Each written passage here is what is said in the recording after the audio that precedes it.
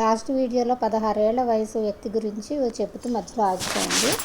అతనికి కుర్రాడు car accident అవుతుంది.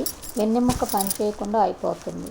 ఇతనికి ఎందుకు చక్రాల కుర్చీకి పరిమితం అయిపోతాడు. బతుకుతాడు అనుకోలేదు కానీ బతుకుతాడు. చక్రాల కుర్చీకే అంకితమయ్యాడు.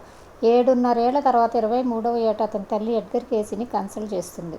అతడు ఇలా చెప్తాడు: రోమన్ సామ్రాజ్యంలో ఇతను తన ప్రాణాల కోసం సాటి మనుషులతో పోరాడి గెలిచాడు. అయితే తనలాగా ఇతరులు తమ ప్రాణాల కోసం క్రూర మృగాలతో అదే ఎరీనాలో పోరాడడం చూసి వారి బాధని గుర్తించక దాన్ని తేలిగ్గా తీసుకునేవాడు.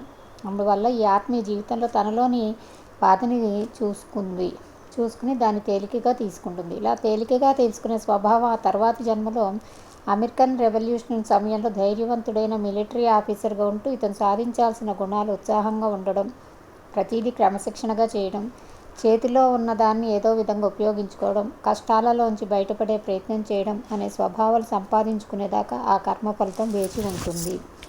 ఇంతకుముందు ఇప్పుడు చెప్పిన 7 కేసుల ద్వారా మనం గమనించాల్సిన విషయాలు ఏంటంటే: పోలియో వ్యాధి, తుంటి ఎముకకి టీబీ, అధిక బరువు, స్వలింగ సంపర్క వాచ, యాక్సిడెంట్ వలన వెన్నెముక విరగడం.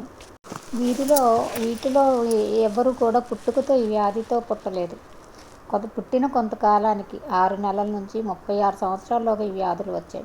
పోలియో లేదా టీబీ క్రిమి లేదా ఇంకే వ్యాధికారక క్రిమి అయినా కేవలం కొంతమంది మనుషులనే ఇబ్బంది పెట్టి మిగిలిన వారిని ఏం చేయకపోవటం వెనుక అసలు కారణం ఎవరి కర్మఫలం వాళ్ళు అనుభవించాల్సి ఉంది.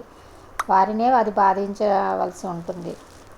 అలాగే ఎంతోమంది యాక్సిడెంట్ బారిన పడ్డా అందులో కొందరికి దానివల్ల చెడు ఫలితం, అది ఒక్కొక్కరికి ఒక్కో విధంగా కూడా వారి పూర్వజన్మల కర్మ ఫలితం అని మనం గ్రహిస్తాం.